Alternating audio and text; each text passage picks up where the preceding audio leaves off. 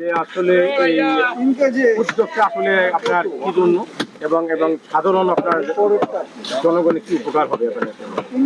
ধন্যবাদ। অ্যাকচুয়ালি জেলা প্রাণী সম্পদ বিভাগ মনে করে আমিষের চাহিদা প্রত্যেকটা মানুষের রয়েছে। সে প্রত্যেকটা মানুষের তথা স্বল্প আয় থেকে উচ্চ আয়, মধ্যবিত্ত থেকে উচ্চ মধ্যবিত্ত প্রত্যেকটা মানুষকে আমিষের চাহিদা পূরণের লক্ষ্যে রোসা এনজিওর মাধ্যমে আমরা এই প্রোগ্রামটা শুরু করি। রোসার গ্রো আপ প্রজেক্টের মাধ্যমে এটা শুরু করি আমরা, এবং এটা তো 6 মাস ধরে চলমান রয়েছে।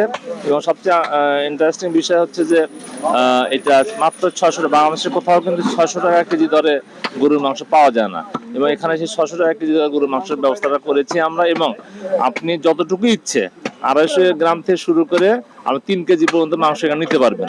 তো মূলত উদ্দেশ্য হচ্ছে রমজান মাসে, পবিত্র রমজান মাসে মানুষের সর্বস্তরের মানুষ যেন আমিষের চাহিদা পেতে পায়, এবং গরুর মাংসটা যেহেতু আমাদের মুসলমানদের সবচেয়ে প্রিয় খাবার গরুর মাংস, সেই গরুর মাংসটা প্রত্যেকটা মানুষের রোজাদারদের দ্বারে দ্বারে পৌঁছানোর উদ্দেশ্য থেকে আমাদের এই প্রচেষ্টা।